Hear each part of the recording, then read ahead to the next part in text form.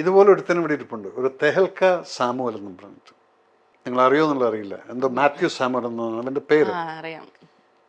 ഈ മനുഷ്യൻ്റെ ഇന്നലെ ഞാൻ കണ്ടു 5 റഫാൽ വിമാനങ്ങൾ അടിച്ചിട്ടതിന് പറയുന്നു കേട്ട് കഴിഞ്ഞാൽ വീട്ടിലെ അമ്മ മരിച്ചിട്ടുള്ള സങ്കടത്തോടു കൂടി പറയുന്ന പോലെയാണ്. നല്ല അഭിനയമൊക്കെയായിരുന്നു. അങ്ങനെ ചാനൽ ഞാൻ തുറന്നു നോക്കിയപ്പോൾ ആദ്യം കാണുന്ന അക്കൗണ്ട് നമ്പറാണ്. എന്ന് പറഞ്ഞാൽ ജനങ്ങളിൽ നിന്ന് ഫണ്ട് ശേഖരിക്കുകയാണ്. പിന്നീട് ഞാൻ ഇയാളുടെ കൂടെ വർക്ക് ചെയ്തിട്ടുള്ള ആൾക്കാരായിട്ട് സംഘടിച്ചു. അവരെനിക്ക് കുറേ പ്രൂഫുകൾ തന്നു. Such A fraud man he's. മോഹൻലാലിനെ എത്ര വിളിക്കുന്നുണ്ട്, ദുൽഖർ സൽമാനെ മറ്റേ ജിഹാദിയാക്കിയിട്ട് സംസാരിച്ചു. പക്ഷെ ഇദ്ദേഹത്തിൻ്റെ ബാക്ക്ഗ്രൗണ്ട് എന്താണെന്നുള്ളത് എല്ലാം എനിക്ക് കിട്ടിയതിന് ശേഷമാണ് ഇപ്പം ഞാൻ അവൻ്റെ പേര് ഞാൻ പറയുന്നത്. എന്താണ് അദ്ദേഹത്തിൻ്റെ ഒരു പശ്ചാത്തലം? അതിൻ്റെ പശ്ചാത്തലം എന്താണെന്ന് പറഞ്ഞാൽ, പണ്ട് ഡൽഹിയിലൊക്കെ കിടന്ന് കറങ്ങുമായിരുന്നു. നിങ്ങൾ കേട്ട് കാണുമായിരിക്കും, ഈ വ്യക്തി ഒരു തരുൺ തേജ്പാൽ എന്ന് പറയുന്നത്, അദ്ദേഹം തെഹൽക്കയുടെ മുൻ എഡിറ്റർ ആയിരുന്നല്ലോ. എക്സാക്ട്ലി. ആ വ്യക്തിനെ ഹണി ട്രാപ്പിൽ കുടുക്കിയിട്ടുള്ള വ്യക്തി ഇവനാണ്. അപ്പം സ്വഭാവം ഇതാണ്, എങ്ങനെയെങ്കിലൊക്കെ എന്തെങ്കിലുമൊക്കെ പെണ്ണുങ്ങളെയൊക്കെ വെച്ച് യൂസ് ചെയ്യുക. ആ ആളിരുന്നിട്ട് ഇന്നലെ ഒരു ആൻറ്റി നാഷണൽ സ്റ്റേറ്റ്മെൻ്റ് ആണ് കൊടുക്കുന്നത്. 5 റഫാൽ വിമാനങ്ങൾ തകർത്ത് വിട്ടു, എന്താ ഇന്ത്യക്കാരെ നിങ്ങൾ മനസ്സിലാക്കണം എന്നൊക്കെ പറയുന്നത് കേൾക്കുമ്പോൾ വീട്ടിലെ അമ്മ മരിച്ചിട്ടിരിക്കുന്ന ഒരു ശോകഭാവത്തിലൊക്കെയാണ് പറയുന്നത്. ഓപ്പറേഷൻ സിന്ദൂറിൽ ഇന്ത്യക്ക് തിരിച്ചടി കിട്ടിയെന്ന ഒരു നുണപ്രചാരണം കഴിഞ്ഞ ദിവസങ്ങളിൽ ഒരു മലയാളി മാധ്യമപ്രവർത്തകൻ നടത്തിയിരുന്നു. സമൂഹ മാധ്യമങ്ങളിൽ അത് വലിയ തോതിൽ വിമർശനങ്ങൾക്ക് വിധേയമായിരുന്നു. അദ്ദേഹത്തിനെതിരെയുള്ള വിമർശനത്തിലൊന്നാണ് ഇപ്പോൾ നാം കേട്ടത്. ഓപ്പറേഷൻ സിന്ദൂറിൽ പങ്കെടുത്ത 5 വിമാനങ്ങൾ വെടിവെച്ചിട്ടെന്ന പാകിസ്ഥാൻ അവകാശപ്പെട്ടപ്പോൾ, എന്നാൽ 5 അല്ല 7 ഇന്ത്യൻ വിമാനങ്ങൾ പാകിസ്ഥാൻ വെടിവെച്ചിട്ടു എന്നാണ് ജേർണലിസ്റ്റ് കൂടിയായിട്ടുള്ള മാത്യു സാമുവൽ തൻ്റെ യൂട്യൂബ് ചാനലിലൂടെ അവകാശവാദം ഉന്നയിച്ചത്. ആർക്കും തന്നെ ലഭ്യമാകാത്ത പാകിസ്ഥാൻ പടച്ചുവിടുന്ന പൊയ്ക്കഥകൾക്ക് മേലെ അതിനും മുകളിലായി മാത്യു സാമുവലിൻ്റെ ഈ അവകാശവാദം തന്നെയാണ് മലയാളി സമൂഹം ഒന്നടങ്കം പുച്ഛിച്ചു തള്ളിയത്. അതിർത്തിയിൽ സംഘർഷാവസ്ഥ രൂക്ഷമായിരിക്കെ വാർത്തകളിലും മറ്റുമൊക്കെ മിനിമം പാലിക്കേണ്ട മര്യാദകളെക്കുറിച്ച് ഈ സാഹചര്യത്തിൽ ഏവരെയും ഓർമ്മിപ്പിക്കുകയാണ് മേജർ രവി. ജനങ്ങളുടെ മനോധൈര്യം തകർക്കുന്ന തരത്തിലുള്ള വാർത്തകളും വിവരങ്ങളും പ്രചരിപ്പിക്കരുതെന്ന് കേന്ദ്ര സർക്കാർ വളരെ കർശനമായി തന്നെ ഈ ദിവസങ്ങളിൽ പറഞ്ഞു വരികയാണ്. ഒറ്റക്കെട്ടായി നിൽക്കേണ്ട ഒരു സാഹചര്യത്തിൽ, സൈന്യത്തെ വിശ്വസിക്കേണ്ട ഒരു ഘട്ടത്തിൽ സൈന്യത്തിൻ്റെ മനോവീര്യം തന്നെ കെടുത്തുന്ന രീതിയിലാണ് ഇത്തരക്കാർ പ്രവർത്തിക്കുന്നതെന്നാണ് മേജർ രവി പറയുന്നത്.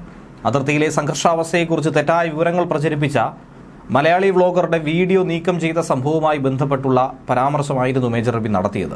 താൻ ഇന്ത്യൻ ദേശീയവാദിയാണെന്ന് പറയുമ്പോഴും മോദി സർക്കാരിനെ വിമർശിക്കുന്ന നുണകൾ അന്താരാഷ്ട്ര മാധ്യമങ്ങളെ ഉദ്ധരിച്ചുകൊണ്ട് മാത്യു സാമുവൽ ഇങ്ങനെ തട്ടിവിടുകയാണ്. 3 റഫേൽ വിമാനങ്ങൾ, 2 മിഗ് വിമാനങ്ങൾ എന്നിവ വെടിവെച്ചിട്ടുവെന്ന് പാകിസ്ഥാൻ പറയുമ്പോൾ 5 അല്ല 7 എണ്ണം വെടിവെച്ചിട്ടുവെന്നുള്ള മറ്റൊരു കണ്ടുപിടുത്തവുമായിട്ടാണ് മാത്യു സാമുവൽ വരുന്നത്. ഇതുകൂടാതെ BBC, CNN, New York times, guardian തുടങ്ങിയ വിദേശ മാധ്യമങ്ങളുടെ റിപ്പോർട്ടുകളെ ആധാരമാക്കി താൻ ഇങ്ങനെ പറഞ്ഞുവെന്നാണ് മാത്യു സാമുവൽ കുറിക്കുന്നത്. കഴിഞ്ഞ ഏതാനും ദശകങ്ങളായി ഇന്ത്യൻ പ്രതിരോധ സേനയ്ക്ക് നേരിടേണ്ടി വന്ന ഏറ്റവും വലിയ നഷ്ടമെന്നാണ് മാത്യു സാമുവൽ ഇതിനെ വിലയിരുത്തുന്നത്. പക്ഷേ ഈ തിരിച്ചടി ഇന്ത്യ ഒരു തരത്തിലും സമ്മതിക്കുന്നില്ലെന്നും മാത്യു സാമുവൽ തന്നെ കുറ്റപ്പെടുത്തുന്നുണ്ട്. ഇതിനുള്ള മറുപടിയാണ് മേജർ രവി നൽകിയത്. മേജർ രവിയുടെ വാക്കുകളുടെ പൂർണ്ണ രൂപം ഇങ്ങനെയാണ്: ഈ ദിവസങ്ങളിൽ അതിർത്തിയിൽ നടക്കുന്ന സംഭവങ്ങളെക്കുറിച്ച് അടിസ്ഥാനമല്ലാത്ത കാര്യങ്ങൾ പ്രചരിപ്പിച്ച ഒരു മലയാളി വ്ലോഗ് നീക്കം ചെയ്തിട്ടുണ്ട്. അയാൾ വളരെ ആധികാരികതയോടെ താൻ എയർ മാർഷലിനെ വിളിച്ചു, മറ്റേയാളെ വിളിച്ചു എന്നൊക്കെ പറഞ്ഞു. എന്തൊക്കെയോ തള്ളിമറിക്കുന്നു. ലളിതമായൊരു കാര്യം പറയാം. ഞാൻ ഇന്ത്യൻ മിലിറ്ററി അക്കാദമിയിൽ നിന്നും പാസ് ഔട്ടായത് 1985 ജൂൺ മാസത്തിലാണ്. ഞങ്ങളുടെ ബാച്ചിലെ ആളാണ് ജനറൽ സുജീന്ദർ. ഇന്നിപ്പോൾ കശ്മീർ മുഴുവൻ കമാൻഡ് ചെയ്യുന്ന ജനറലാണ് അദ്ദേഹം. ആർമി ചീഫായിട്ടിരിക്കുന്ന ജനറൽ ദ്വിവേദിയുമായും ഏറ്റവും അടുത്ത ബന്ധമുണ്ട് എന്ന് കരുതി ഒരു യുദ്ധം നടക്കുന്ന സമയത്ത് ഇവരെയൊക്കെ വിളിച്ച് ന്യൂസ് ചാനലിൽ ആളാവാൻ വേണ്ടി എന്താണ് അവിടെ നടക്കുന്നതെന്ന് ഞാൻ ചോദിക്കുമോ? ഒരിക്കലും ചോദിക്കില്ല. ഒന്നാമത് സുരക്ഷാ ലംഘനമാണ്. അപ്പോഴാണ് അയാൾ പറയുന്നത് ഇയാൾ എയർ മാർഷലിനെ കണ്ടു, എയർ മാർഷലിനെ വിളിച്ചു എന്നൊക്കെ. ജനങ്ങൾ വിശ്വസിക്കാൻ വേണ്ടി ഇത്രയധികം നുണ പടച്ചുവിടുന്ന ഒരു വ്യക്തിയെ താൻ ഇതുവരെയും കണ്ടിട്ടില്ലെന്നാണ് പറയുന്നത്. തന്നെ വ്യക്തിപരമായി ആക്രമിക്കുന്ന പല ആളുകളെയും പല സന്ദർഭങ്ങളിലും കണ്ടിട്ടുണ്ടെങ്കിലും ഞാൻ അവർക്കെതിരെ ഒന്നും ഇങ്ങനെ ഒരു വാക്ക് പറഞ്ഞിട്ടില്ല. എന്നാൽ ഇവനെപ്പോലുള്ള രാജ്യദ്രോഹികൾക്ക് ഒരു മാപ്പുമില്ല. ഞങ്ങളൊക്കെ 24 വർഷം ഈ രാജ്യത്തിന് വേണ്ടി അവിടെ നിന്നത് എന്തിനായിരുന്നു? രാജ്യത്തെയും ജനങ്ങളെയും സംരക്ഷിക്കാൻ വേണ്ടിയിട്ടാണ്. ഇങ്ങനെ നുണപ്രചാരണം നടത്തുമ്പോൾ വേണ്ടെന്ന് വെച്ചാലും പലതും പറഞ്ഞു പോകും. 5 റഫേൽ എന്ന് പറഞ്ഞാൽ എന്താണെന്നാണ് ഇയാൾ വിചാരിച്ചിരിക്കുന്നത്? ഒരു റഫേലിൻ്റെ വില എന്ന് പറയുന്നത് എത്രയാണെന്ന് ഇയാൾക്കറിയാമോ? ജനങ്ങൾ ചോര നീരാക്കി ഡിഫൻസ് ഫണ്ടിലേക്ക് കൊടുക്കുന്ന പൈസ കൊണ്ട് വാങ്ങിക്കുന്നതാണ് റഫേലൊക്കെ തന്നെ. ഇത് രാജ്യത്തിൻ്റെ സുരക്ഷയ്ക്ക് വേണ്ടിയുള്ളതാണ്. ഇവനൊക്കെ PUBG കളിക്കുന്ന ലാഘവത്തോടെ എന്തൊക്കെയോ ഇരുന്ന് വിളിച്ചു പറയുന്നു. ഇത് കശ്മീരിൻ്റെ മുകളിൽ കൂടി പറക്കുമ്പോൾ പാകിസ്ഥാൻ എന്തിനാ വെടിവെച്ചിടുന്നത്? അതാണ് താൻ പറഞ്ഞത്. ഇതെന്താ കളിപ്പാട്ടം വല്ലോ ആണോ? യുദ്ധം എന്താണെന്നല്ലെങ്കിൽ യുദ്ധം എന്താണെന്നും അല്ലെങ്കിൽ യുദ്ധത്തിൻ്റെ ശബ്ദം എന്താണെന്നുമുള്ളത് അറിയാത്ത ഒരു വിവരദോഷിയാണ് അയാൾ. പണം ഉണ്ടാക്കാൻ വേണ്ടി ഒരു എത്തിക്സും ഇല്ലാതെ എന്തും ചെയ്യുന്ന ഒരാൾ. ഇയാളുടെ ഫോർവേഡഡ് വീഡിയോസ് തനിക്ക് വരുമ്പോൾ ആദ്യം കാണുന്നത് ഇയാളുടെ അമ്മയുടെയും അച്ഛൻ്റെയും ഒക്കെ അഡ്രസ്സും ബാങ്ക് അക്കൗണ്ടും ഒക്കെയാണ്. കാരണം ഇവരുടെ അക്കൗണ്ടിലേക്കാണ് ഇവൻ പണം ഇടാൻ പറയുന്നത്. ഇയാളെന്തോ ചാനൽ വിപുലീകരിക്കുന്നു, അതിനുള്ള ക്രൗഡ് ഫണ്ടിങ് ആണെന്നും പറഞ്ഞ് എൻ്റെ ഒരു സുഹൃത്ത് ഇയാൾക്ക് $500 കൊടുത്തു. ഇയാൾക്കിനി പണം കൊടുക്കുന്നവർക്ക് പണിയാവാൻ പോവുകയാണ്. കാരണം ഇവൻ്റെ മേൽ അന്വേഷണം വരുന്ന സമയത്ത് രാജ്യദ്രോഹ കുറ്റമെങ്ങാനും തെളിഞ്ഞു കഴിഞ്ഞാൽ ഇയാൾക്ക് ആരൊക്കെ ഫണ്ട് കൊടുത്തോ, ഫണ്ട് ചെയ്തോ, അവരെ പോലും അത് ബാധിച്ചേക്കും. ഇതുപോലുള്ള ആളുകൾ ഏത് രാജ്യത്തിൻ്റെ മൂലയിൽ പോയിരുന്നാലും പൊക്കിക്കൊണ്ട് വന്നിരിക്കും. ചാനലാണെങ്കിലും പ്രിന്റ് മീഡിയ ആണെങ്കിലും ആളുകളുടെ മനോധൈര്യം തകർക്കുന്ന തരത്തിൽ വാർത്തകൾ കൊടുക്കരുത്. ചിലപ്പോൾ വാർത്ത സത്യമായിരിക്കും. ഏത് വാർത്ത ആയാലും ശ്രദ്ധിച്ചു കൊടുക്കാനായി ശ്രമിക്കണം.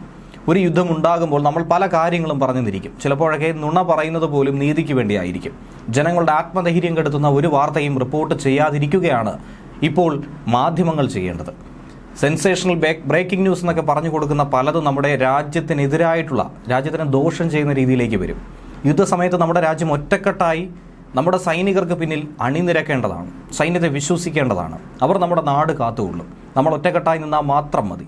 ഇവിടെ രാഷ്ട്രീയം മറന്നുകൊണ്ട് നമ്മുടെ രാജ്യത്തിന് വേണ്ടിയാണ് പ്രവർത്തിക്കേണ്ടത്. നമ്മുടെ നാട് ആ ഒരു വികാരം മാത്രമേ നമുക്കുള്ളൂ. നമുക്ക് യുദ്ധമല്ല സമാധാനമാണ് വേണ്ടതെന്ന് പറഞ്ഞ് ചിലർ വരുന്നുണ്ട്.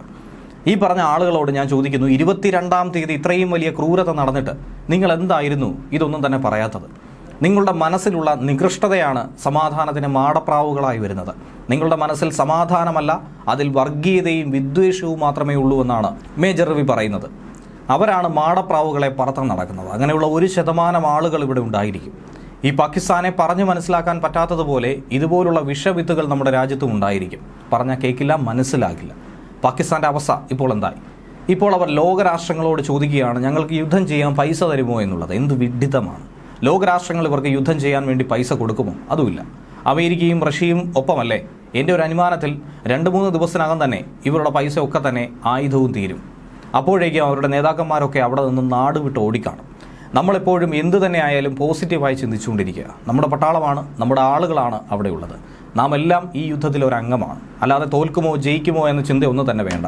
നമ്മൾ ജയിച്ചിരിക്കും, നമ്മൾ തന്നെയാണ് ജയിക്കുന്നത്. ഒരാളുടെ ആത്മവിശ്വാസം അങ്ങനെയാണ് വർദ്ധിക്കുന്നത്. നമ്മൾ സ്വയം പറയണം, അല്ലാതെ അയലത്തെ വീട്ടിലെ ആൾ വന്നാൽ പറഞ്ഞാൽ സാധിക്കില്ല.